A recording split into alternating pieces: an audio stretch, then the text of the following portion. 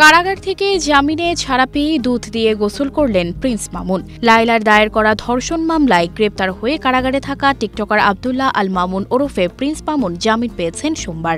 ঢাকা মহানগর দায়রা জজ মোহাম্মদ আসামস জগলুল হোসেন শুনানি শেষে জামিন আদেশ দেন। মামলার বাদীপক্ষের আইনজীবী বলেন, লায়লা জামিনের বিরোধিতা করলেও আদালত 10,000 টাকা মুচলেকায় জামিন আদেশ দিয়েছেন। এদিকে জামিন পাওয়ার পর কারাগার থেকে মুক্তি পেয়ে দুধ দিয়ে গোসল করেন প্রিন্স মামুন। এমনই এক ভিডিও সামাজিক যোগাযোগ মাধ্যমে ছড়িয়ে পড়েছে, যেখানে দেখা যায় ছোট চুলে জেলখানা থেকে বের হয়ে মামুন তার মাকে সালাম করেন, আর এরপরই তাকে দুধ দিয়ে গোসল করতে দেখা যায়। ছেলে মামুনের মাথায় দুধ ঢেলে দিচ্ছেন মা নিজেই। এরপর ফুল দিয়ে মামুনকে বরণ করে নেন তার পরিবার।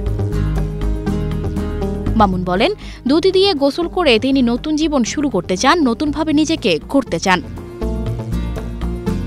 গত 9 জুন প্রিন্স মামুনের বিরুদ্ধে রাজধানীর ক্যান্টনমেন্ট থানায় একটি মামলা করেন লায়লা। মামলার পরদিন রাত 9:30টার দিকে কুমিল্লার পুলিশ প্রিন্স মামুনকে গ্রেপ্তার করে। গত 11 জুন রিমান্ড ও জামিনের আবেদন নামঞ্জুর করে মামুনকে কারাগারে পাঠানোর আদেশ দেন সিএমএম আদালত। কারাগারের ভেতরেও নাচ গান করেন প্রিন্স মামুন। সে ভিডিও সামাজিক যোগাযোগ মাধ্যমে ছড়িয়ে পড়ে। কারা কর্তৃপক্ষ জানায়, ঈদের দিন কয়েদিদের বিনোদনের ব্যবস্থা করা হয়েছিল, সেখানে গানের সাথে নাচেন মামুন। সানজিদা রহমান, প্রবাস খবর।